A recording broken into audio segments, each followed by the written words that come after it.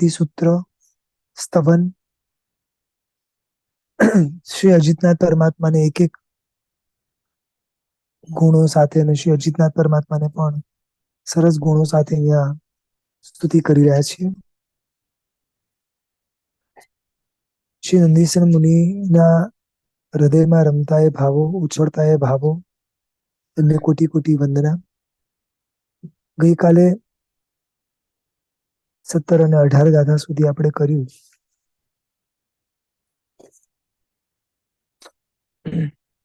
હવે આગળની ગાથા છે.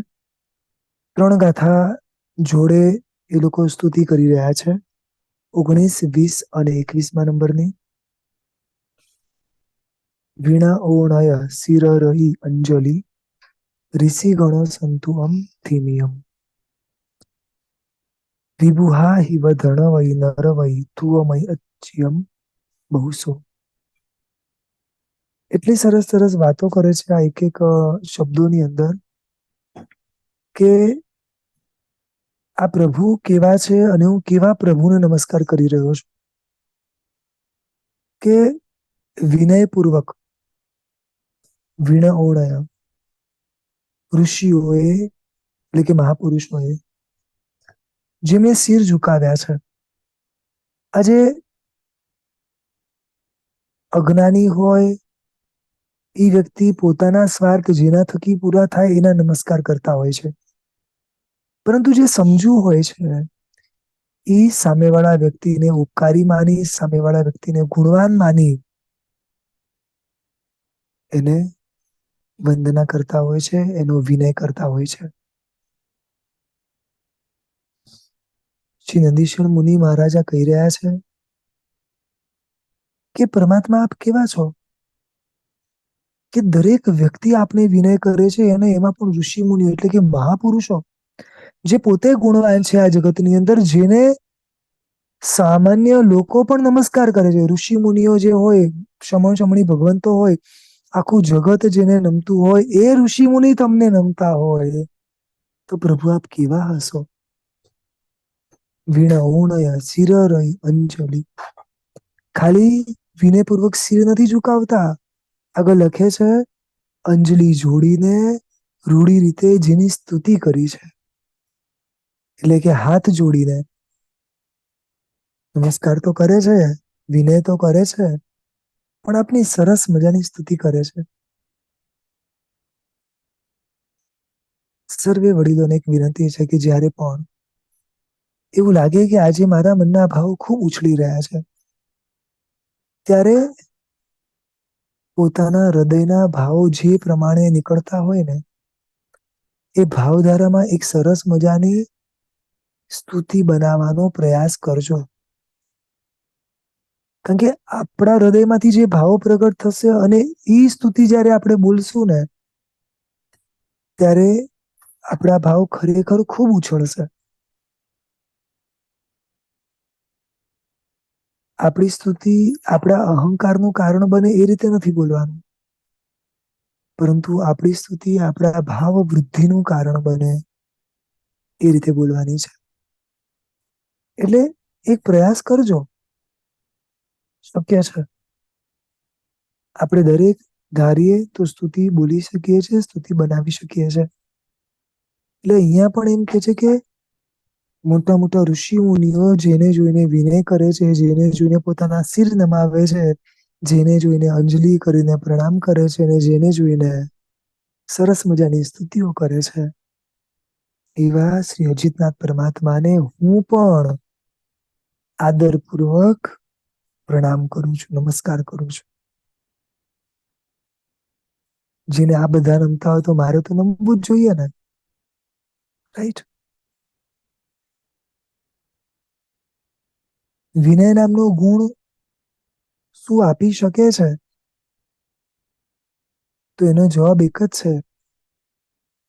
આ વિનય નામનો ગુણ જો એક વાર પ્રગટ થઈ જાય તો એ સિવાયના સર્વ ગુણોને સહજતાએ આપણી અંદર પ્રગટાવી શકે છે. ખ્યાલ આવે છે? વિનય પ્રભુ પ્રત્યેનો, વિનય પ્રભુના વચનો પ્રત્યેનો, વિનય પ્રભુના શાસન પ્રત્યેનો અને વિનય પ્રભુએ સ્થાપેલા શ્રી સંઘ પ્રત્યેનો. પ્રભુને જોઈને જેમ મસ્તક ઝૂકે, પ્રભુને જોઈને જેમ હાથ જોડાય, એવી રીતે પ્રભુના વચનો પ્રત્યે, પ્રભુના શ્રી સંઘ પ્રત્યે પણ એટલું જ વિનય, એટલા જ હાથ જોડવાના છે અને એટલી જ એમની પણ સ્તુતિ કરવાની છે. સમજાય છે?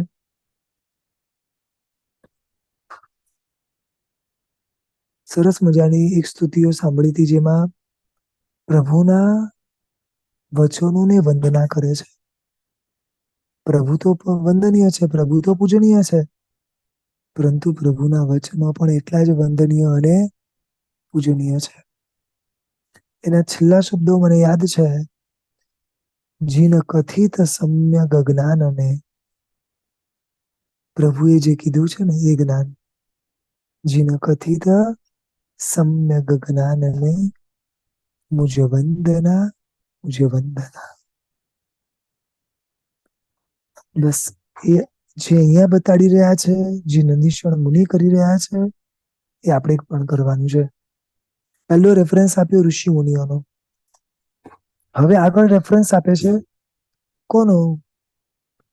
તો કે વિભુહા ઇવ ધણવઈ નરવઈ.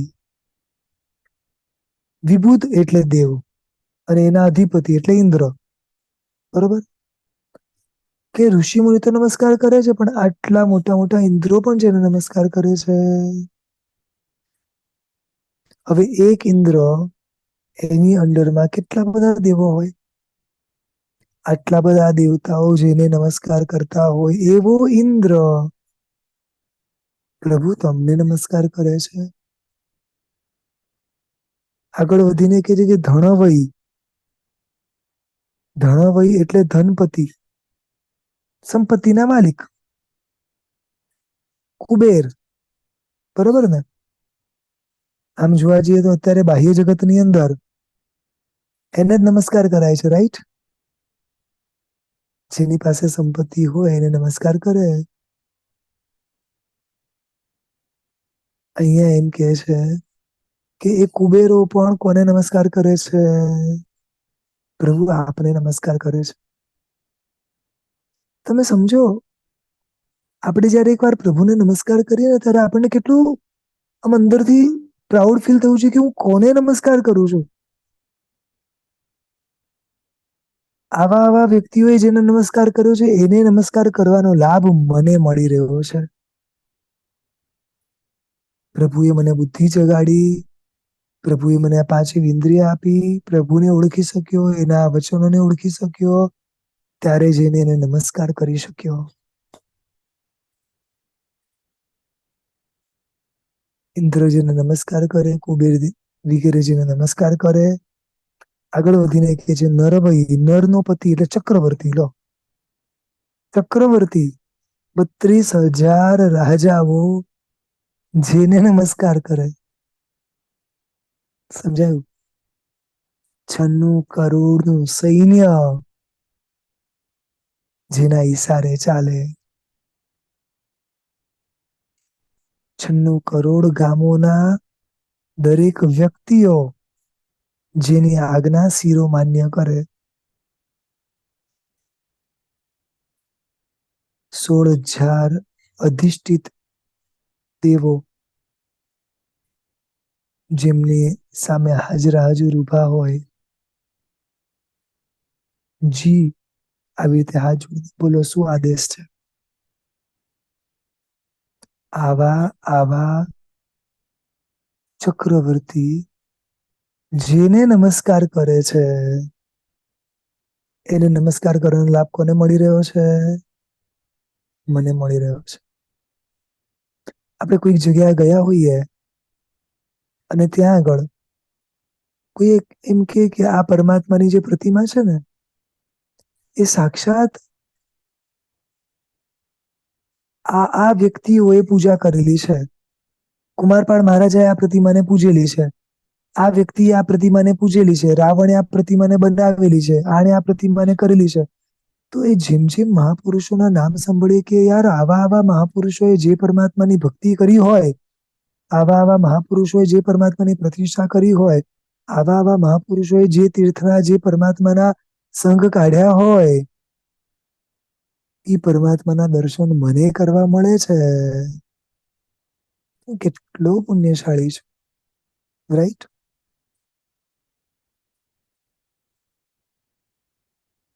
શ્રી નંદીશણ મુનિ જ્યારે આ ભાવધારામાં હશે ત્યારે પોતે પણ કેટલા અહોભાવથી આ બોલતા હશે કે આજે મારી સામે શ્રી અજીતનાથ ને શ્રી શાંતિનાથ પરમાત્માની ડેરી છે. પરમાત્મા તો હાજર નતા, ડેરી હતી. તો એ પણ કેટલું આમ બહુમાન હશે એમને કે યાર આઈ એમ સો લકી કે મને આ બેવ પરમાત્મા મળ્યા. સમજાય છે? હવે એમને જે ડેરી એ સમયે મળી હતી એ ડેરી આપણને બી મળી છે. એમને બંને પરમાત્માની ડેરીઓને જોઈને ઉછળતા ભાવ અને આ ઉછળતી સ્તુતિઓ નીકળી, આપણને એ નીકળે છે.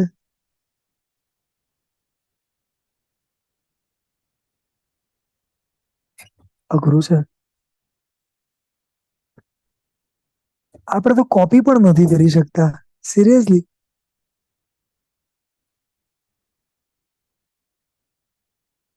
નરવઈ ચક્રવર્તી શું લખે છે પાછળ કે આ બધા લોકો એટલે કે ઇન્દ્ર મહારાજા, કુબેર, ચક્રવર્તી, આ બધા મય અચ્યમ બહુસો બહુસો શબ્દ મૂક્યો છે કે જેમની વારંવાર સ્તુતિ કરે છે, વારંવાર વંદના કરે છે, વારંવાર પૂજા કરે છે. આપણે બી છે ને ઘણી વાર પાલિતાણા ગયા હોઈએ, શંખેશ્વર ગયા હોઈએ કે કોઈક શ્રેષ્ઠ તીર્થમાં ગયા હોઈએ, આપણી પાછળ ઘણી મોટી લાઈન હોય છતાં પણ જયારે આપણો પૂજાનો નંબર આવે ને ત્યારે એકવાર પેલા શાંતિથી કરીએ, પછી હજી બીજી વાર ટ્રાય કરી લઈએ, ત્રીજી વાર ટ્રાય કરી લઈએ. એમાં જો પાછો ચાન્સ મળી જાય તો જમણા અંગૂઠે ફટાફટ ફટાફટ ફટાફટ ફટાફટ કરતા જ જઈએ જ્યાં સુધી પેલો પાછળ વાળો બૂમ ન પાડે. બરોબર ને? જ્યારે પ્રભુ શ્રેષ્ઠ લાગે, ત્યારે પ્રભુ ગુણવાન ઉપકારી લાગે, પ્રભુ ઉત્તમ લાગે, ત્યારે વારંવાર વારંવાર એના માટે કરવાનું મન થયા જ કરે, થયા જ કરે. રાઈટ? આપણા ભાવો કેટલા ઉછળતા હશે ખબર નથી, પરંતુ આ બધાના તો ભાવો એટલા બધા ઉછળે છે કે વારંવાર સ્તુતિ કરે છે, વારંવાર વંદના કરે છે, વારંવાર પૂજા કરે છે.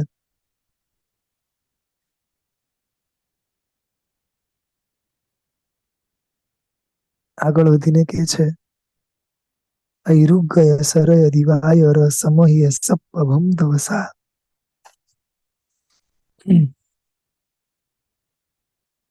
બહુ સરસ એક વાત કરે છે કે તપશ્ચર્યાને લીધે જેમનું તેજ શરદ ઋતુના સૂર્ય કરતા પણ વધારે પ્રકાશમાન છે. જો આ જગતમાં તપ કરવા વાળા ઘણા હશે, ના નથી. અભવી જીવ પણ સારો એવો તપ કરતા હશે, ના નથી. અનેક બીજા મહાપુરુષો પણ તપ કરતા હશે, ના નથી. પરંતુ પ્રભુ જે રીતે તપ કરે છે, સાચું સમજીને, સાચું જાણીને અને સાચા લક્ષ્ય સાથે,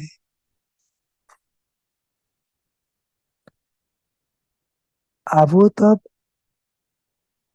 આટલી ઉત્કૃષ્ટ શુભ ભાવ સાથે આટલા ઉત્કૃષ્ટ કર્મ નિજરા વાળો તપ પ્રભુ જેવો બહુ ઓછો હશે કોઈનો. એકાશનું બેસનું ઉપવાસ કરવું એ તો એક જ પ્રકારનો તપ છે. શાસ્ત્રમાં 12 પ્રકારે તપ બતાડ્યા છે. કેટલા? અને એમાં પણ જેમ જેમ તમે આગળ આગળ વધો તેમ તેમ બીજા બધા કર્મોની નિજરા વિશેષ વિશેષ છે. અને અંતિમ જે તપ બતાવ્યો છે, કયો બતાવ્યો છે અંતમાં? 12મા નંબરનો જે તપ બતાવ્યો છે ને, કયો બતાડ્યો છે? કાયોત્સર્ગ. બરોબર. પ્રભુ મોટા ભાગે સાધના કાળની અંદર આ કૌશક નામના તપમાં તો હતા, રાઈટ? સૌથી વધારે તો સાધના જ કરી છે, સૌથી વધારે તો આટલા જ કૌશક વગેરે કરી કરીને તો કર્મ તોડ્યા છે.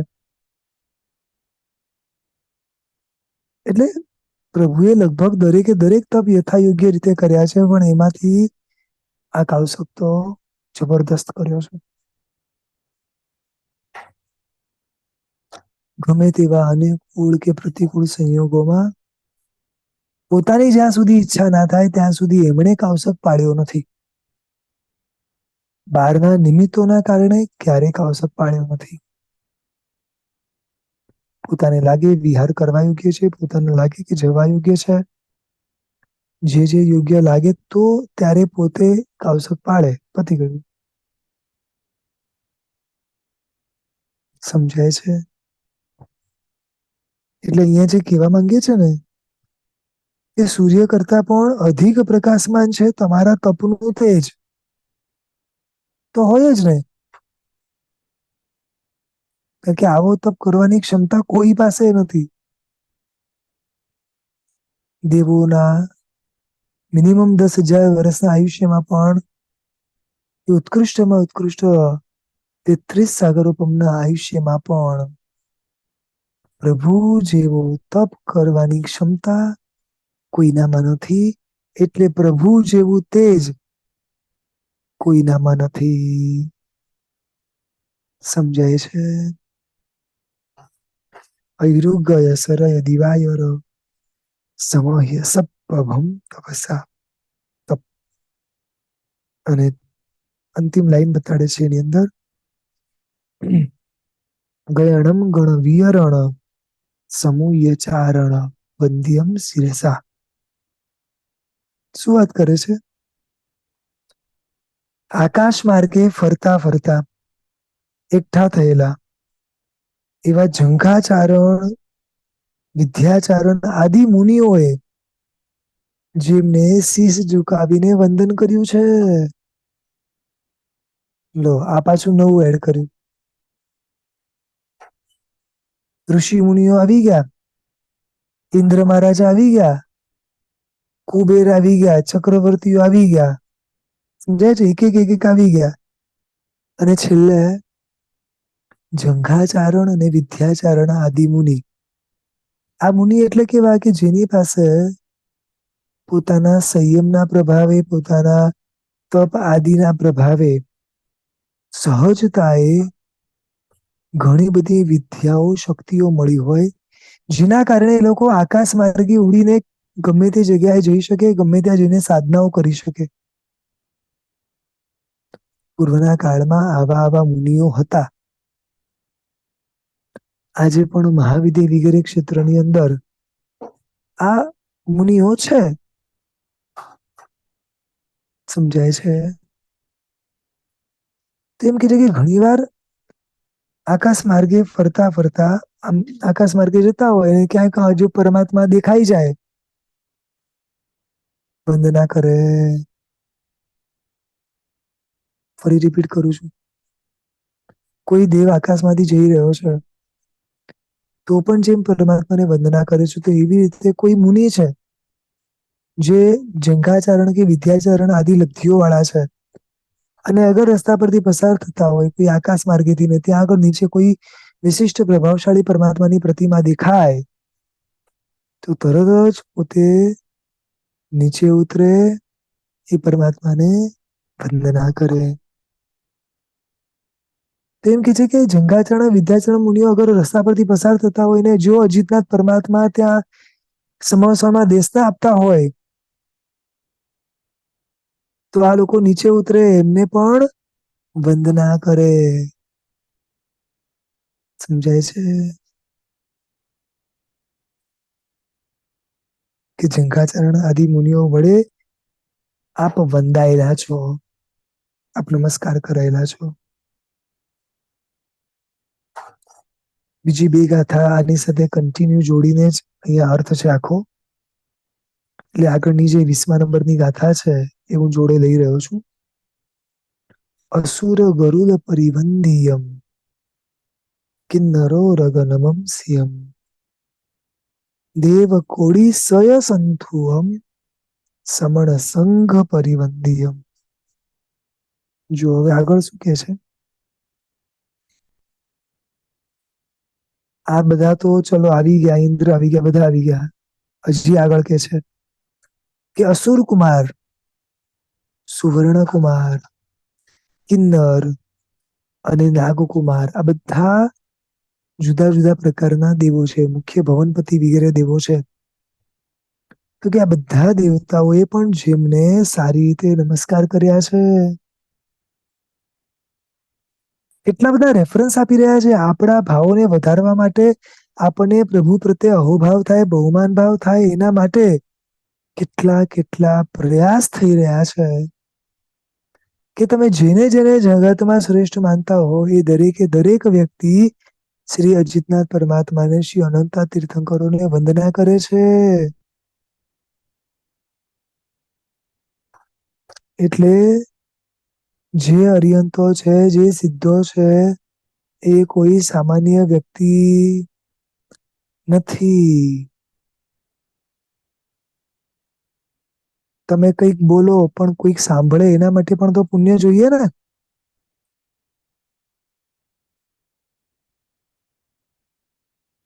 પ્રભુ બેઠા હોય કે પ્રભુ વિહાર કરતા હોય, આજુબાજુ દેવી દેવતાઓ એમને વંદન કરવા આવે તો બી એના માટે તો પુણ્ય જોઈએ ને. સામાન્ય વ્યક્તિને થોડું આવું બધું થાય. આના ઉપરથી વિચારવા જેવું છે કે પ્રભુ કેટલા પુણ્યશાળી હશે. બીજા નંબરમાં આના ઉપરથી એ વિચારવા જેવું છે કે પ્રભુ બધા કરતા સૌથી પહેલી પ્રાયોરિટીમાં આવવા જોઈએ. કારણ તમને સમજાવું છું કે દેવતાઓ બધા જ પોતાના સુખ છોડીને પ્રભુ માટે આવતા હોય.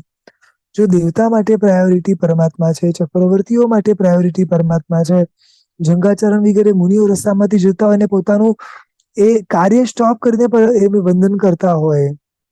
એટલે એ દરેક વ્યક્તિઓ પોતાની પ્રાયોરિટીમાં સૌથી પહેલા પ્રભુને વંદના કરતા હોય તો આપણી પણ સૌથી પહેલી પ્રાયોરિટી શું હોવી જોઈએ? સમજાય છે? બોલો, છે ને સૌથી પહેલી પ્રાયોરિટી?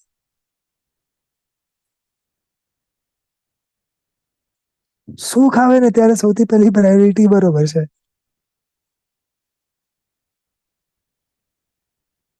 બહુ અઘરું છે. પ્રાયોરિટીમાં ઘણું બધું બદલાઈ જાય છે. પણ આપણે બદલવાનું નહીં. ક્યારે પણ નહીં. કોઈ કાળે પણ નહીં. આપણા માટે પહેલા પણ પરમાત્મા અને અંતિમ પણ પરમાત્મા. આ ભાવમાં પ્રભુ મળ્યા છે. હર ભાવમાં આવા જ પ્રભુ મળવા જોઈએ. આ ભાવમાં જે રીતે પ્રભુએ સંસારને ઓળખાવ્યો છે, હર એક ભાવમાં આવા પ્રભુના શાસનો મળવા જોઈએ જેનાથી મને સંસારની ઓળખ થાય. સંસાર ક્યારે છૂટશે ખબર નથી, પરંતુ આ સંસારની ઓળખથી નવો સંસાર તો નહીં જ વધે એવા પ્રયત્ન કરી શકીએ છીએ આપણે. એમ કે છે કે અસુર ગરુલ પરિવંદિયમ કિન્નરો રગ નવમસ્યમ. આ બધાએ જેને નમસ્કાર કર્યા છે. દેવ કોડી સય સંતો. આહા, કેટલા દેવોએ નમસ્કાર કર્યા? તો અહીંયા આંકડામાં એવું બતાડે છે કે કરોડો, સેંકડો, એટલે તમે ગણી બી ના શકો ને એટલા દેવોએ જેને નમસ્કાર કર્યા છે. આટલા બધા દેવો જેને નમસ્કાર કરતા હોય, જેની સ્તુતિ કરતા હોય, વિચારો એ પ્રભુ કેવા હશે. આગળ વધીને કે છે સમણ સંઘ પરિવંદિયમ. સાધુ ગણ જેને વિધિપૂર્વક વંદન કરે. જો આ બહુ મોટી વસ્તુ સમજવાની છે. દેવો કદાચ હજી ક્યાંક કોઈક સ્વાર્થી કોઈકને વંદન કરી શકે, કદાચ. પરંતુ આપણા શાસનના સાધુ ક્યારે પણ કોઈ સામાન્ય વ્યક્તિને વંદન કરે?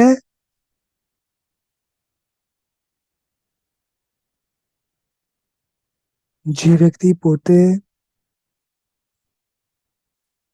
5 મહાવ્રતોથી યુક્ત છે,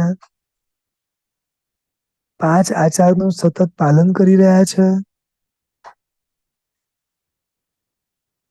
જે વ્યક્તિ પોતે આટલું ઊંચું જીવન જીવી રહ્યા છે, એ વ્યક્તિ જ્યારે પરમાત્માને નમસ્કાર કરે, સમજી શકાય છે કે આ પ્રભુ કેટલા ઉત્તમ હશે.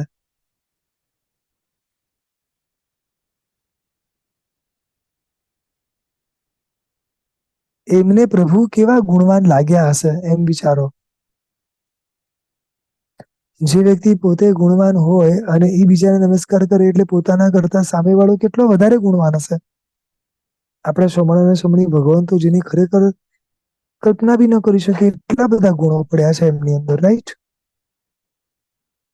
અને એ જ વ્યક્તિ જયારે આ લોકોને નમસ્કાર કરે, આગળ વધીને કે છે,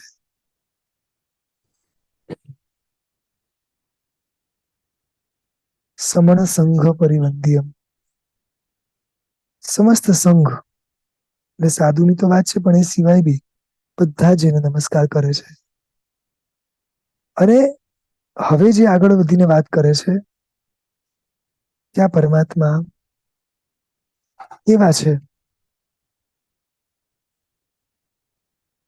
અભયમ અણહમ અરયમ અરુવમ. જેમને કોઈ પણ પ્રકારનો ભય નથી. બોલો, પરમાત્માને કોઈ પણ પ્રકારનો ભય છે? શ્રીવીર પ્રભુની દીકરી અને જમાઈ પ્રભુનું ઇન્સલ્ટ કરીને નીકળી ગયા. પ્રભુને કોઈ ફરક પડ્યો? પ્રભુની હાજરીમાં ગોસાળો પોતાના નવા ધર્મની સ્થાપના કરવાના પ્રયાસ કરે, પ્રભુને કોઈ ડર યાર આ બી બધી દેશનાઓ આપવા લાગશે તો પછી મારું શું? એ અગર પોતાને ભગવાન તરીકે માને છે તો પછી મારી પાસે કોઈ આવશે જ નહીં. છે કોઈ ભય? જે સાચા છે, જે સારા છે, એને કોઈ પ્રકારનો ભય આમ પણ લાગતો નથી. તો અહીંયા તો અજીતનાથ પરમાત્મા છે, આ તો પોતે તીર્થંકર છે, એને શેનો ભય હોય? કોઈ પોતાના સમાન બની જાય તો સામાન્ય વ્યક્તિને ભય હોય, અહીંયા તો પ્રભુને તો કોઈ ભય જ નથી. પ્રભુ તો ઈચ્છે જ છે કે સર્વ જીવ પોતાના સમાન થાય, રાઈટ? પ્રભુ આપ નિર્ભય છો, અણહમ. બહુ સરસ વાત કરે છે. જે ક્ષણથી દીક્ષા લીધી, એક ક્ષણથી સંસારનું એક પણ પાપ આપ કરતા નથી. સમજાય છે? બાહ્ય જગતમાં જેને જેને પાપ કહી શકાય એવી કોઈ પણ ક્રિયા આપ કરતા નથી.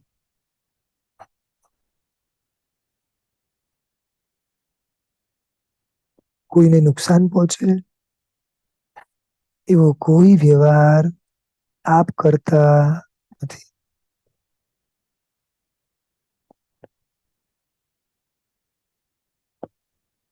અરયમ એટલે કે અનાસક્ત. જો અત્યાર સુધી છે ને રાજાના સુખો ભોગવ્યા, અને આ રાજાના સુખો તો છે ને જયારે જયારે પૂર્વ ભવની અંદર રાજા બન્યા હશે ને ત્યારે ભોગવ્યા હશે, કઈ મોટી વસ્તુ નથી. હું જે બોલું છું બરોબર સમજજો. રાજા તરીકે તો બીજા કેટલાય ભવમાં પોતે આવ્યા જ હશે ને, એટલે એ બધા ભાવોમાં જે સુખો મળ્યા ને અત્યારે ફરીથી રાજાપણું મળ્યું, એ કઈ બહુ મોટી વસ્તુ નથી. મોટી વસ્તુ શું છે ખબર છે?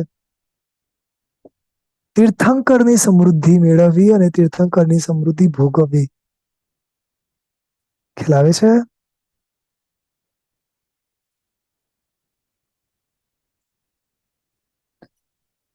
જે વસ્તુ ક્યારેય ના મળી હોય ને એ વસ્તુ આજે મળે તો એના પ્રત્યેનો રાગ કેટલો હોય, એ વસ્તુ પ્રત્યેની આસક્તિ કેટલી હોય.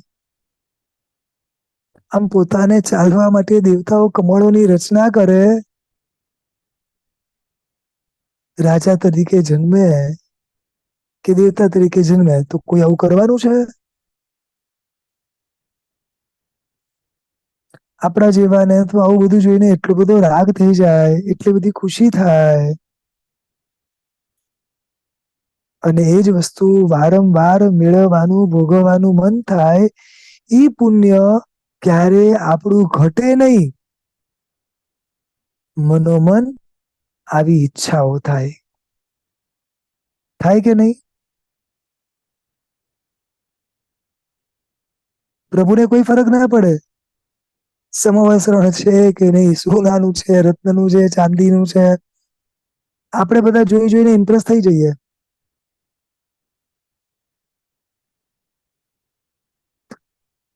આપણે કોઈકના ઘરે જોઈએ તો એના ઘરે જઈને નવું ઘર લીધું હોય તો આપણે એ દિવસે એને આંબિલ કર્યું હોય એ સાંભળીને ઇમ્પ્રેસ થઈએ, કે એને જે કરોડ 1.5 કરોડ નું ફર્નિચર કરાવ્યું હોય, જે ઇન્ટિરિયર કરાવ્યું, એ જોઈને ઇમ્પ્રેસ થઈએ. સાચું બોલો?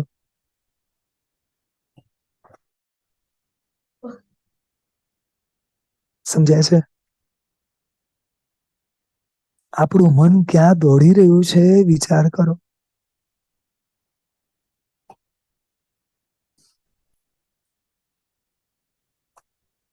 અભાવીના આત્માઓ પ્રભુની આ જ બાહ્ય સમૃદ્ધિ જોઈને ઇમ્પ્રેસ થાય છે. અને આ જ બધી બાહ્ય સમૃદ્ધિઓ માટે એ લોકો મહેનત કરે છે. આજે જે સહન કરે છે એ લોકો માત્ર બાહ્ય સમૃદ્ધિ માટે. ખ્યાલ આવે છે? પ્રભુ આપના જીવનમાં કોઈ પાપ નથી ને આપને કોઈ પ્રત્યે આસક્તિ નથી.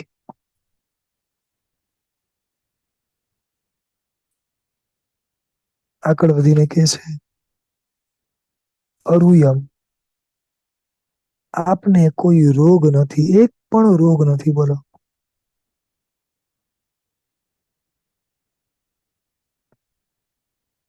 આપણો એક દિવસ બતાડો કે એક પણ રોગનો ઉદય ના હોય. રોગ એટલે માથું દુખવા આવે ને એ બધું થાય, એ તો રોગ છે જ. પણ ભૂખ લાગવી, ઠંડી લાગવી, તરસ લાગવી, થાક લાગવો, ઊંઘ આવવી, આ બધા પણ રોગ છે. શું છે? આપણે તો અત્યાર સુધી એ જ સમજ્યા કે ડોક્ટર પાસે જેના માટે જવું પડે એનું નામ રોગ. બરોબર ને? હવે હું જે બોલું છું બરોબર સમજો. આપણી જે ઈચ્છાઓને પૂરી કરવા બહારની વસ્તુઓનું આલંબન લેવું પડે. શું બોલું છું? આપણી જે ઈચ્છાઓને પૂરી કરવા માટે બહારની વસ્તુઓનું આલંબન લેવું પડે, એ બધી જ આલંબન વાળી વસ્તુ એટલે દવા. અને જે ઈચ્છાઓ થઈ એ બધા રોગ. હવે બોલો, આપણે રોગોના ઉદયમાં છીએ કે નથી? અને કેટલા રોગ છે હવે વિચારો. ઊંઘ, થાક, તરસ, બધું બધું.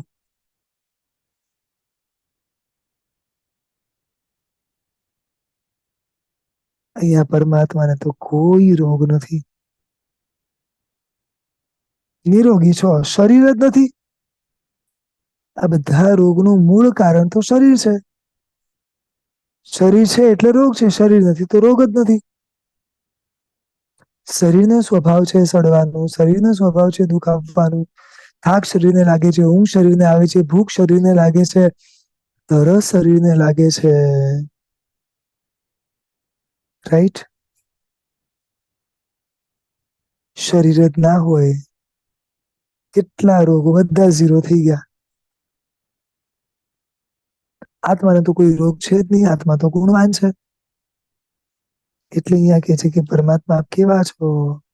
તો કે અભયમ, અણહમ, અરયમ અને અરુયમ.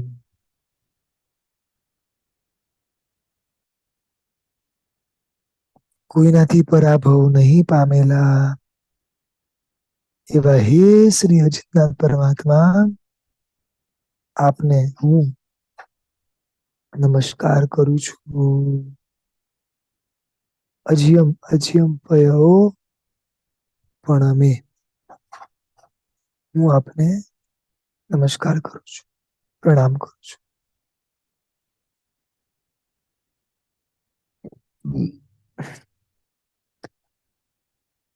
એક જ પરમાત્માને વંદન કરવા માટે કેટલા જુદા જુદા ભાવો અહીંયા મૂક્યા, વિચારો. કઈ સમજાય છે? ખાસ આ જે સ્તુતિઓ, જે ગાથાઓ આપણે બોલીએ, જ્યારે બોલીએ ત્યારે આપણા મનના દરેક ભાવ વધે એવો પ્રયાસ કરજો. કારણ કે બહુ જ જરૂરી છે આપણા મનના ભાવ વધે તે. ખ્યાલ આવે છે બરોબર? અત્યાર સુધી ઘણી વાર સ્તુતિઓ બોલ્યા, ઘણી વાર સ્તવનો બોલ્યા. ક્યારેક શાંતિથી સમય મળે તો દેરાસરમાં બેસીને આ અજીત શાંતિનું સ્તવન બોલવાનો પ્રયાસ કરજો. શરૂઆતમાં તમને જે ગાથાથી ભાવ આવે એ ગાથાને સ્તુતિ તરીકે પણ બોલવાનો પ્રયાસ કરજો. એક નાનકડી બાળિકા મમ્મીએ સમજાવ્યું હશે કે આ ગાથાનું આ મિનિંગ છે, સવ દુઃખ સંતીર્ણમ, સવ પાવપ સંતીર્ણમ, સયા અજીય સંતીર્ણમ, નમો અજીય સંતીર્ણમ. તે નાનકડી બાળિકા જ બોલ્યા કરે કે મારા સર્વ દુઃખોનો દૂર થાવ, સર્વ પાપોનો નાશ થાવ. સમજાય છે? એટલે બોલતા બોલતા એ બાળકને પણ કેટલો અહોભાવ હશે, શ્રદ્ધા કયા લેવલની હશે કે આ જ પ્રભુ છે જે મારા સર્વ દુઃખને, સર્વ પાપોને નાશ કરી શકે છે. બસ આવું કંઈક ભાવની વૃદ્ધિ માટે આપ પ્રયાસ કરજો. આગળ વધીને હવે શ્રી શાંતિનાથ પરમાત્માની સ્તુતિ કરે છે. એ પણ 22મી, 23મી, 24મી અને 25મી 4 ગાથા જોડે કરે છે. આ ગાથાઓ બહુ નાની નાની છે, અમુક થોડી અટપટી છે, પણ હું સરળ તમને ખાલી એનો આખો અર્થ સમરીમાં બતાડીશ. તમને લાગશે કે શું ભાવો મૂક્યા છે. બેઝિકલી શું મૂક્યું છે ખબર છે? કે દેવતાઓ જ્યારે પરમાત્માને વંદન કરવા આવે છે, પરમાત્માને પ્રદક્ષિણા આપે છે, ત્યારે વંદન કરવા માટે કેવી રીતે આવે છે ને એમના ભાવ શું હોય છે એ અહીંયા મૂકવાના પ્રયાસ કર્યા છે. ગાથાની શરૂઆત આ રીતે છે. આ ગયા વર વિમાણ દિવ્ય કણગ રહ તુરય પહકર સહી મૂલ્યમ સસંભ મોહરણ ખુભ્ય લુલિય ચલ કુંડલમ ગય તીર્ડ સ્વંત મૌલી માલા. વિઠ્ઠલ. સરળ ભાષામાં કહું તો આપણને કોઈ એમ કે જલ્દી જલ્દી ચલો, પ્રસંગ ચાલુ થઈ ગયો છે, તો કેવી રીતે આમ ઓલમોસ્ટ તૈયાર થઈને ફટાફટ ફટાફટ ભાગીએ, એવી જ કંઈક પરિસ્થિતિ અહીંયા ઊભી થઈ છે. શું વાત કરે છે?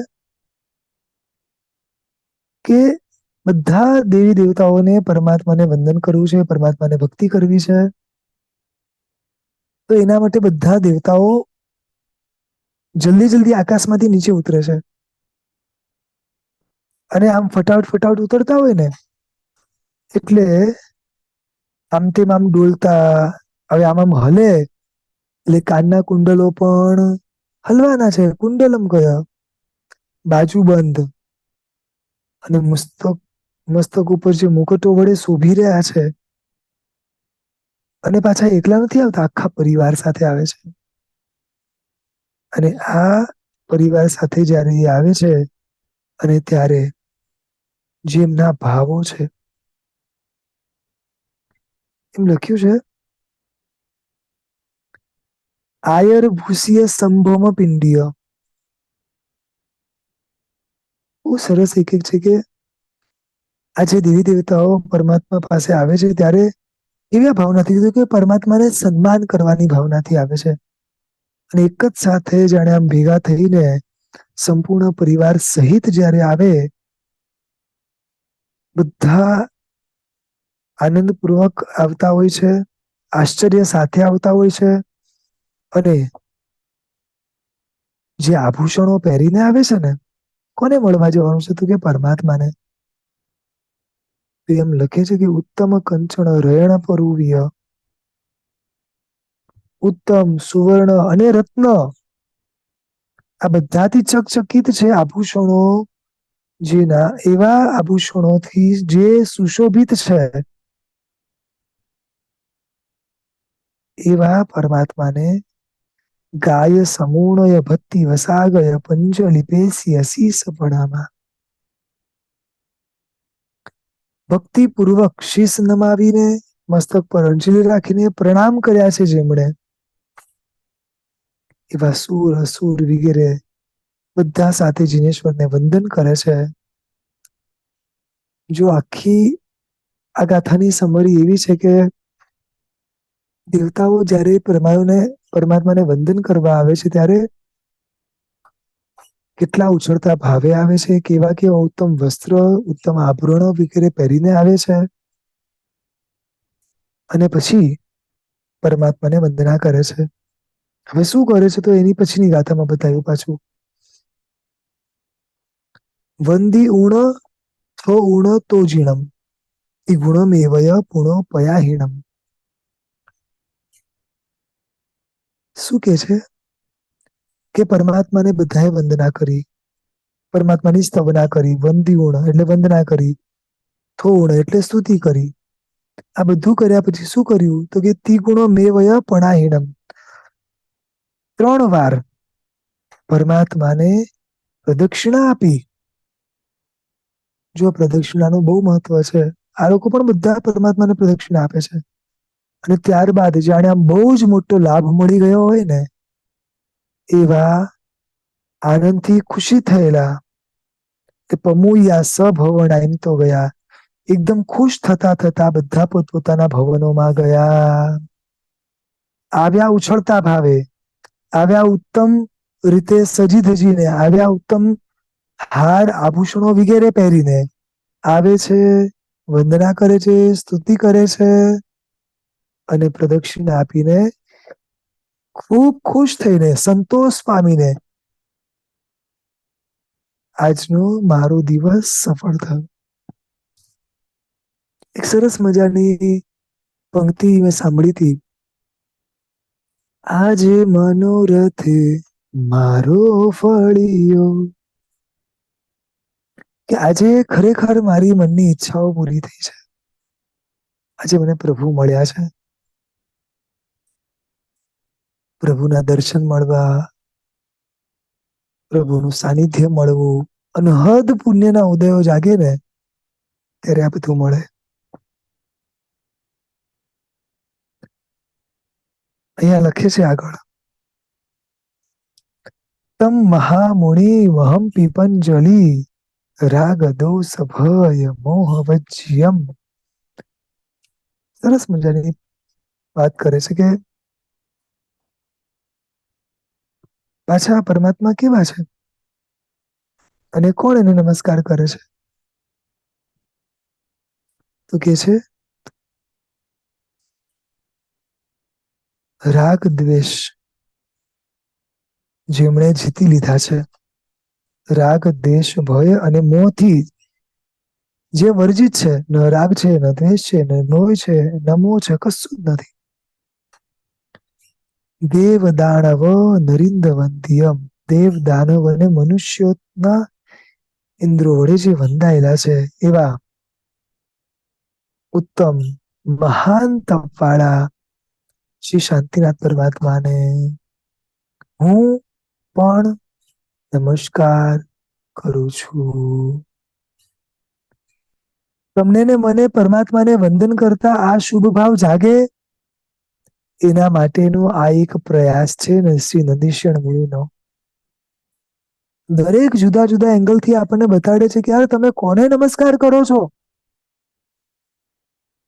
જેને નમસ્કાર કરવા માટે આ લોકો બધા તલપાપડ થતા હોય, જેને નમસ્કાર કરીને આ લોકો એકદમ આખા દુનિયાનું સર્વ સુખ મળી ગયું હોય એવી ભાવનામાં રમતા હોય, એવા પરમાત્માને વંદન કરવા, એવા પરમાત્માને સ્તુતિ કરવાનો લાભ તમને ને મને મળ્યો છે. હવે થોડી આળસ છોડીને, થોડા શોખ અને સ્વાર્થને છોડીને જે રીતે શ્રી નંદીશેણ મુનિ આપણે પ્રભુ અને પ્રભુના ગુણોની વાતો કરે છે, પ્રભુના ગુણોને ઓળખાવાની કોશિશ કરી રહ્યા છે. બસ હવે ગુણોને ઓળખવા છે. કેટલાય ગુણોને પામી શકશો ખબર નથી. કેટલા અહોભાવથી એમને વંદન કરી શકશો ખબર નથી. પરંતુ એક પ્રયાસ કરવો છે. આ એક એક ગાથા જેમ જેમ પૂરી થાય તેમ તેમ એ ગાથાને વાગોળવાના પ્રયાસ કરવાના. 25 ગાથા આજે આપણી પૂર્ણ થઈ છે. 22, 23, 24 અને 25 ચાર ગાથામાં એક સાથે શ્રી શાંતિનાથ પરમાત્માની સ્તુતિ કરી છે.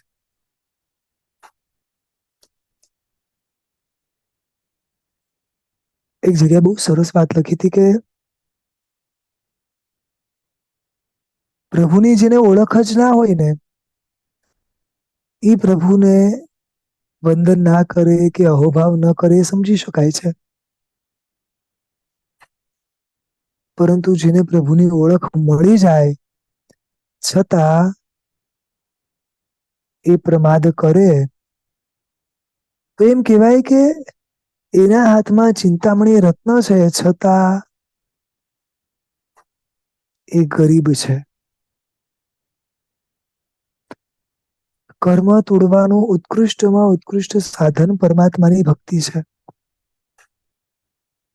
પરમાત્માના જેટલા વિશેષ ગુણ ગાઓ એટલા વિશેષ વિશેષ વિશેષ કર્મની નિજરા થાય.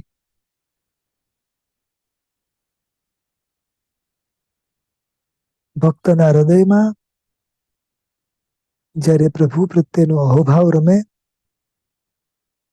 ત્યારે ભક્તિ સહજતાએ પ્રગટ થાય.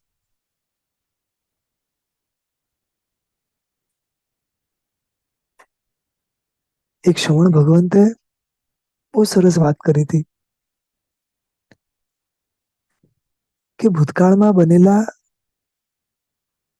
જે મહાપુરુષો છે એ દરેક મહાપુરુષોએ પોતપોતાની રીતે પોતપોતાની બુદ્ધિથી પ્રભુની ભક્તિ કરવાના પ્રયાસ કર્યા છે. પ્રભુની આજ્ઞા પાળવી એ પણ પ્રભુની ભક્તિ છે. પ્રભુના શાસનની સેવા કરવી એ પણ પ્રભુની ભક્તિ છે. દરેક વ્યક્તિના સંજોગો જુદા છે, પરંતુ દરેક વ્યક્તિ કોઈક ને કોઈક રીતે તો પ્રભુની ભક્તિ અને કર્મની ઈજરા તો કરી જ શકે છે.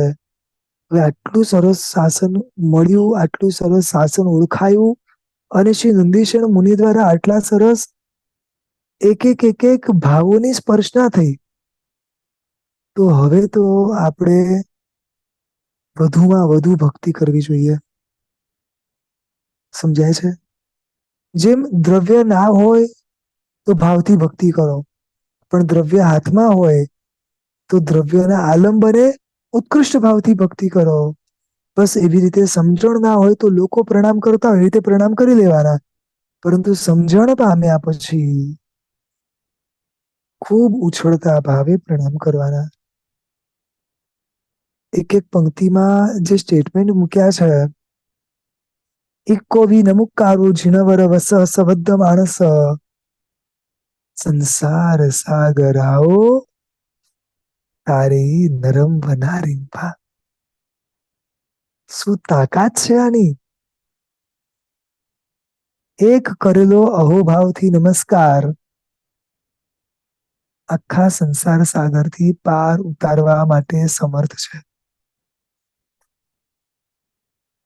હું રોજ જિનાલય છે ને ત્યારે એક ભાઈ નોન જૈન છે, એ રસ્તામાંથી જ પાસ થાય અને કોઈ પણ દેરાસરમાં હાજર હોય ને એને આમ બોલાવે અને બોલાવીને કે આ મારું 1 રૂપિયો અંદર મૂકજો ને, રોજ એવરી ડે. અને બસ આમ બહારથી વંદન કરીને જાય. અને ઘણી વાર થાય કે આ જીવ કેવો લાયક જીવ હશે, કેવો ઉત્તમ જીવ હશે, એને પ્રભુ પ્રત્યે કેટલો અહોભાવ હશે. આજે સામાન્ય વ્યક્તિ માટે 1 રૂપિયાની વેલ્યુ પણ કેટલી મોટી છે. જયારે જઈ નથી ને છતાં આટલો અહોભાવ એને જો પ્રભુ પ્રત્યે હોઈ શકે છે, તો મારા જેવાને પ્રભુ પ્રત્યે અહોભાવ કેવો હોવો જોઈએ! સમજાય છે? કરજો પ્રયાસ. જેટલા પ્રભુ પ્રત્યે બહુમાન ભાવ લાવી શકો એ લાવવાનો પ્રયાસ કરજો. સોમવારથી ફરીથી સ્વાધ્યાયમાં જોડાશું. પ્રભુની આજ્ઞા વિરુદ્ધ કંઈ પણ બોલાયું હોય તો ત્રિવેદે ખાસ મિચ્છામિ દુક્કડમ. શાવિકાબેન સ્તુતિ બોલજો. પ્રણામ સર. પ્રણામ. દેવો નમે તુજને અને સાધુ પણ તુજને નમે. ભય મુક્ત છો, પાપ મુક્ત છો, અનાસક્ત છો પ્રભુ આપ શ્રી. રોગો સકલ પામ્યા શમન, તેથી કરું તુજને નમન. શરણે રહી દોષો હણી, હું પણ કરીશ મુક્તિ ગમન. શરણે રહી દોષો હણી, હું પણ કરીશ મુક્તિ ગમન. પ્રણામ સર.